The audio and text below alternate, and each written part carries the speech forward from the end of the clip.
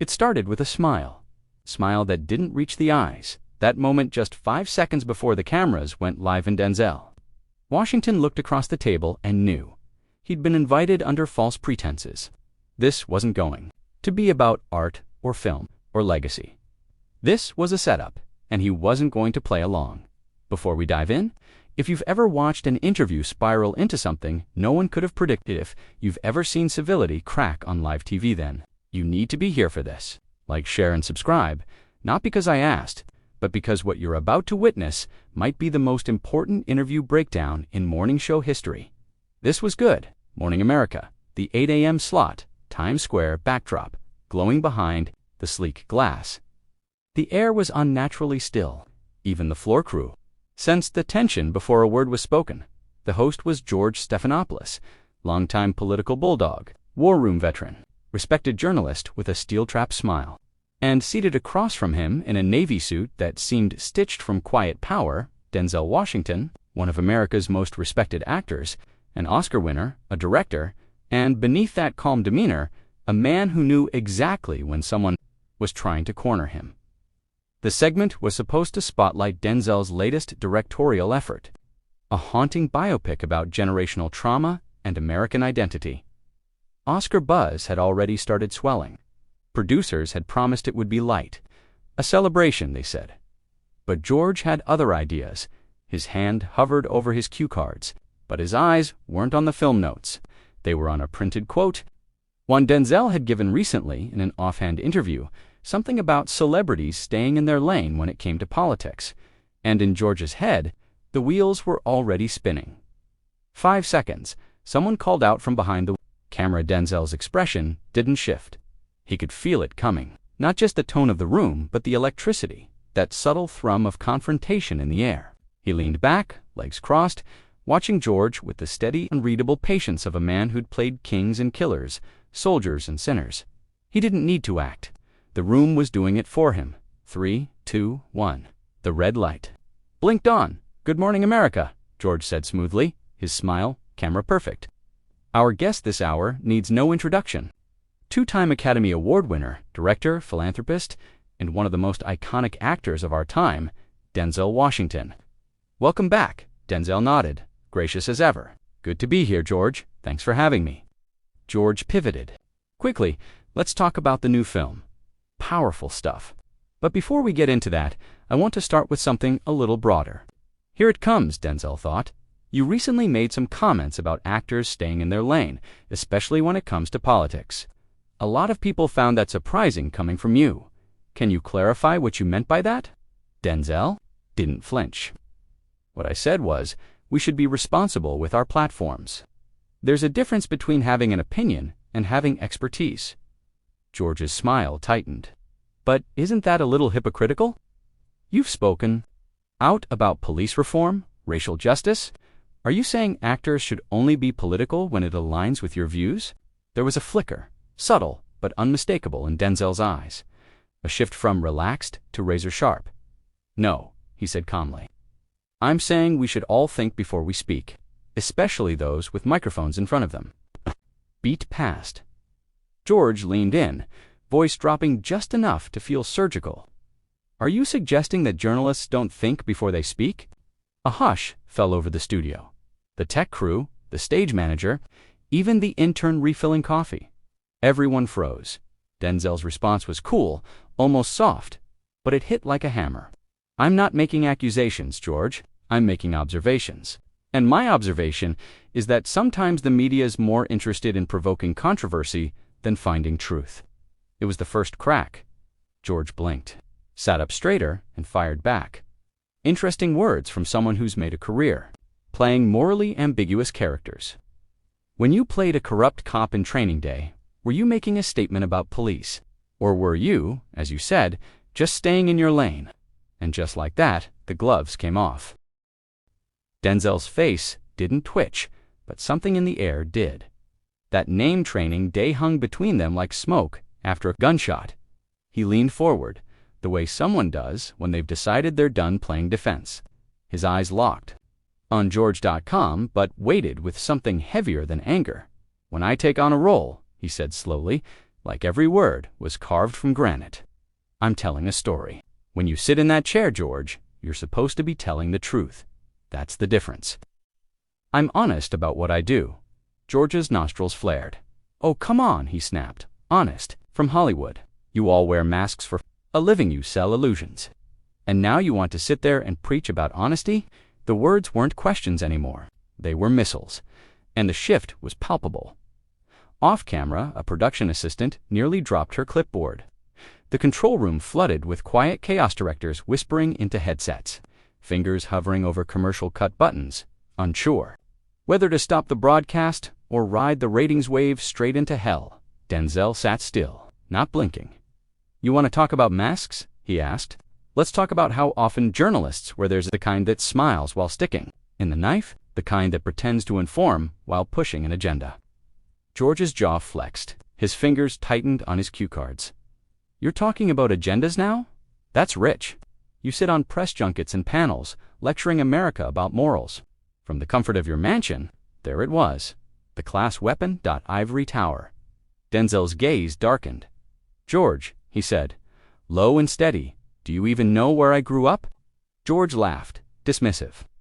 "I know you've done well for yourself. Multi-million-dollar contracts, gated communities. It's easy to talk about struggle when you haven't seen it in decades." Silence. Dead, thick silence. And then Denzel leaned in, not like an actor, not like a celebrity, but like a man who had just reached the edge of his restraint and was standing in the middle of a moral line in the sand. "You want to talk about struggle?" he asked Dot, and this time there was steel in his voice. "Let's talk about news anchors who've never had to walk home through gang neighborhoods because there was no bus fare. Let's talk about the people in this country who've survived poverty, addiction, trauma, and made it out without forgetting where they came from." "You don't know me, George. You know my IMDb page," gasps from the crew. One camera operator turned his lens slightly, unsure if he should keep filming this. Close, but another voice whispered from behind, "Don't you dare cut away." George straightened his suit jacket, blinking furiously. His tone sharpened into something brittle. "Denzel, I think you're dodging. The question is about responsibility. As a public figure, no," Denzel cut in, calm as ever, but immovable now.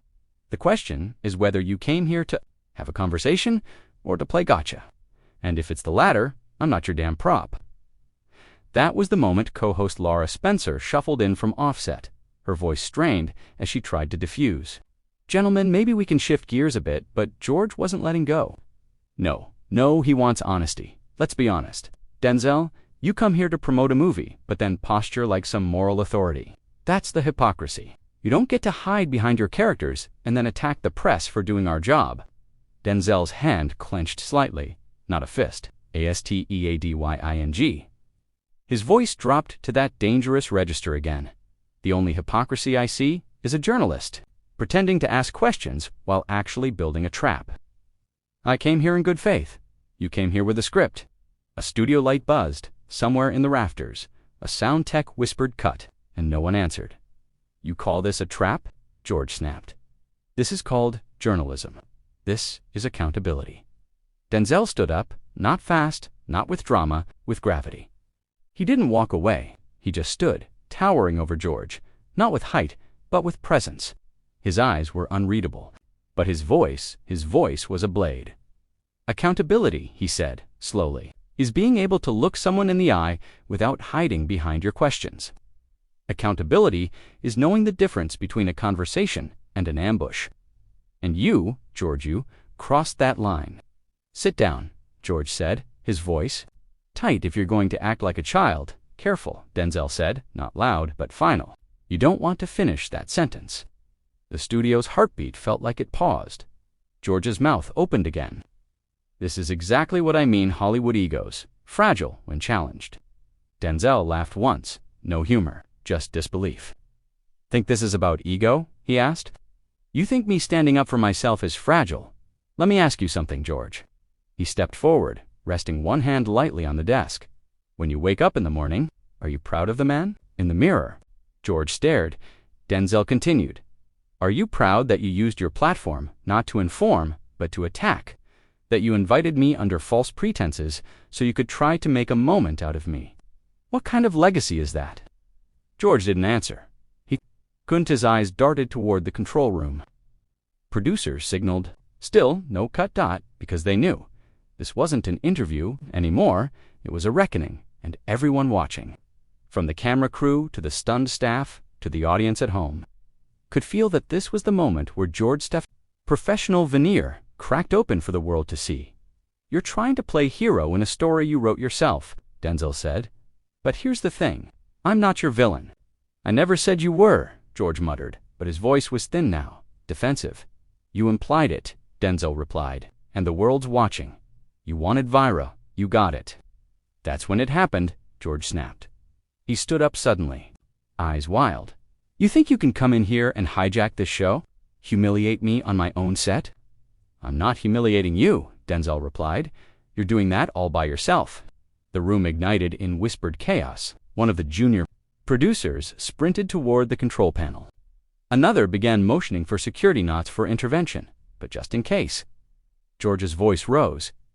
You're an actor, Denzel. You pretend for a living. Don't stand here and pretend like you know journalism. Denzel tilted his head. His eyes narrowed. I know honesty when I see it, he said. And I know deflection. You're not defending journalism, George. You're defending your ego.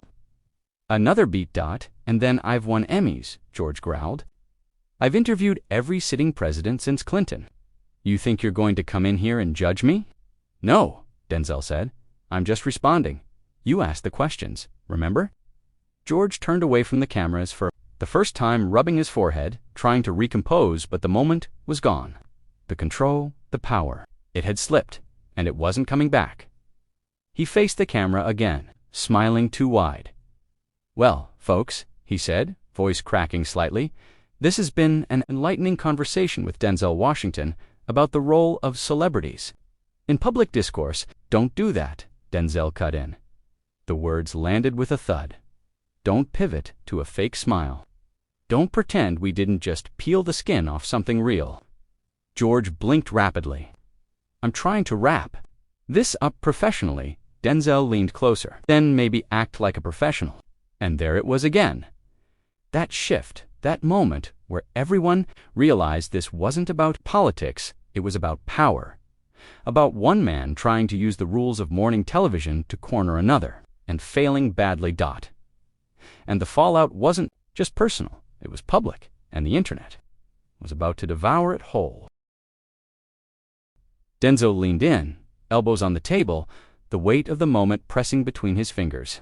His voice was quieter now, not calm, but focused, surgical. Whoever wrapped barbed wire in polite phrasing and called it journalism. You're not asking real questions, George, Denzel said. You're performing concern. You want headlines, not dialogue. George flinched, just slightly. But on live TV, every millimeter was magnified. His response was delayed by a breath, a stutter in the rhythm of the power he usually controlled. That breath became the moment the audience shifted from passive observers to emotional participants. What I want, George finally said, trying to gather the reins, is accountability. And it's fair to ask if someone with your influence is willing to hold themselves to the same standards you expect from others. Denzel smiled, not with warmth, but with precision. Then hold me to my work, not your interpretation of it. My films speak, my actions speak. You just don't like what they're saying because I'm not saying it your way. The audience gasped again, less dramatic this time, more stunned. They weren't sure what they were watching anymore. An interview, a breakdown, a battle. Robin Roberts, seated just a few feet away, finally stepped in. Her voice was steady, but tinged with urgency. Let's take a breath, she said, placing a hand subtly on George's arm. We invited Denzel here to talk about a powerful film, a film that tackles some of the very issues you both are circling. George didn't look at her. He stared at Denzel, eyes narrowing. I just want honesty, he said quietly. You want a headline, Denzel replied, and I'm not giving it to you. A silence settled so thick it nearly shut down the air in the studio. Then George did something unexpected. He reached down, pulled out a stack of papers, articles, op-eds, printouts from social media. People are watching this moment, he said, voice tinged with fire now. You say actors should be cautious with their platforms. Well, what? About when those platforms go silent? You didn't speak out during the protests last year. You didn't post a black square. You didn't tweet. You didn't show up. Why? The question hung in the air like smoke. And Denzel, his hands clasped, his posture perfect, his eyes unblinking, delivered the blow without raising his voice. Because I was in the streets, George, I just didn't bring a camera crew with me. The studio erupted. Not applause, not boos, just stunned, chaotic noise. Floor managers scrambling. Someone in the audience audibly said, "Damn." Even Robin was caught breathless. George sat back like he'd been slapped, and in the seconds that followed, the entire control room descended into a crisis of ethics. Producers panicked. Do they cut to commercial? Do they pivot? Do they double down? Denzel went on, voice steady now, like thunder wrapped in velvet. "Do you know what I did the night Minneapolis burned?" he asked. "I was at a shelter, holding the hand of a man who lost his son. I wasn't online. I wasn't tweeting. I wasn't trying to be seen. Because real change doesn't happen when you're filming yourself." George was pale. Something in him had cracked. Not just his control, but his footing, his rhythm. The space he usually dominated had been turned inside out. He looked down, swallowed. "I didn't know that," he said. Denzel didn't gloat. He didn't soften either. "You didn't ask." "Another beat? You came in here," Denzel continued, "with a folder full of opinions dressed up as facts. You think because you sit at this desk, you get to define the narrative. But narratives are lived before they're reported, and you're reporting a life you've never lived." Robin spoke again, this time more directly. "We've got just under 5 minutes. Do we want to take a moment to—" "No," Denzel said, eyes still on George. "Let it play." George looked up, and for the first time, the performance dropped. The charm, the posture, the practiced journalistic armor, all of it fell away. He looked like a man who'd been asked to answer for something he'd never thought. He'd have to justify, not what he asked, but how. "What do you think I'm afraid of?" he asked, voice low. Denzel didn't answer right away. "Then you're afraid the truth is more complicated than your audience can handle, and you're afraid they'll stop watching if it is." Another rupture in the audience. Not from volume, from stillness. You could hear the buzz of a light overhead. The tension was that heavy. And then George said it, "You think I'm the villain here." Denzel exhaled slowly, almost sympathetically. "I think you've convinced yourself you're not." Robin's cue card fell from her lap. She didn't. Even noticed that the camera crew looked to the director's booth. Silence.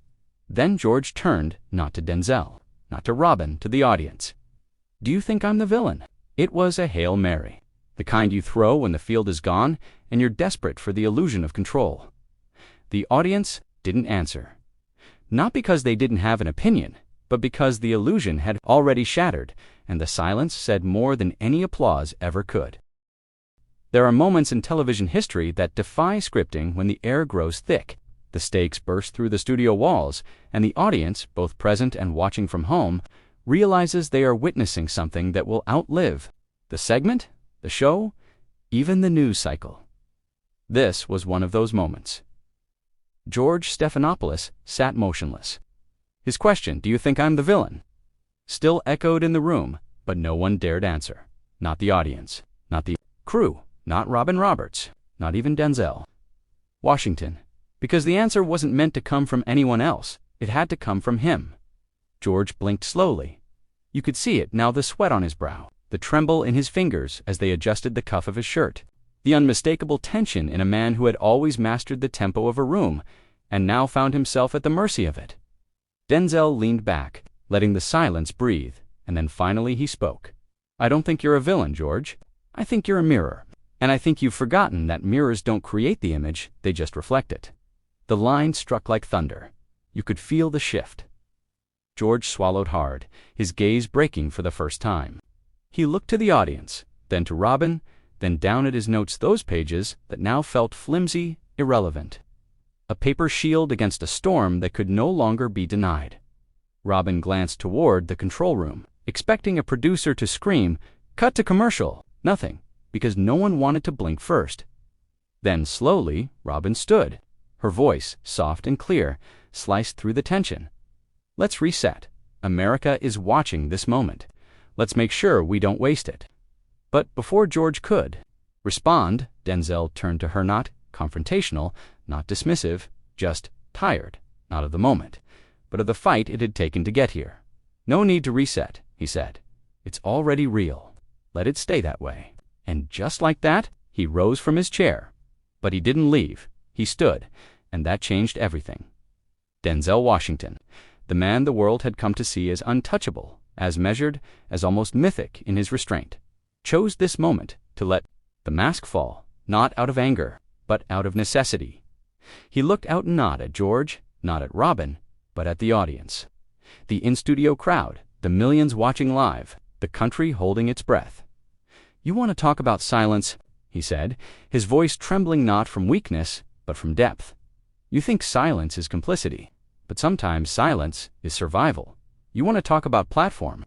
I've used mine for decades. I've built scholarships, funded community. Theaters walked the streets that burned and didn't ask for a camera. But that doesn't trend." A murmur passed through the studio, not of disinterested realization. "This country loves spectacle more than it loves substance," he continued, "and we mistake visibility for virtue. But the real work doesn't happen under lights like these. It happens when no one's watching." He looked directly at George now. "I came here thinking we were going to talk about a film, a message. But what you really wanted was a confession, and I'm not guilty." George opened his mouth, then closed it, his lips parted again. "Nothing, because what do you say when every tactic, every line of questioning, every backup plan has collapsed under the weight of its own assumptions?" Robin stepped between them. Her tone was different. Now no longer the referee, she was the anchor. "The ground. We invited Denzel to talk about his film, The Long Walk Home, a story about redemption, about justice, about a man falsely accused. And maybe," she said, turning toward George now, "that's what we should have started with." George sat still. Robin turned to the camera. "America, sometimes we forget that behind every headline is a human being." Today was a reminder. But it wasn't over, because Denzel wasn't finished. He turned back to George one last time. "You know what scares you the most?" he said. "It's not me. It's that I didn't break, that I stayed still while you tried to unravel me. Because deep down, you know the next generation is watching this, and they're learning how to spot a trap dressed up as a question." George stood, slowly, carefully, and he extended a hand, a truce, a peace offering, or just desperation. Denzel looked at it and shook it. Not out of forgiveness, but clarity. Because this wasn't about revenge, it was about truth, and in that moment on that stage, under the blinding lights of Good Morning America 2 versions of America, looked each other in the eye, the old guard and the conscience that refuses to be shaped by it, as the camera zoomed out. Rabin steady, George shaken. Denzel unshaken. The Chiron at the bottom of the screen changed. Not scripted, not rehearsed, just honest. Denzel Washington confronts media narrative. The clip would go viral within minutes. But what happened in that studio would last far longer. Because every now and then, a confrontation doesn't end with a winner and a loser. Sometimes, it ends with a reckoning. And the reckoning had just begun.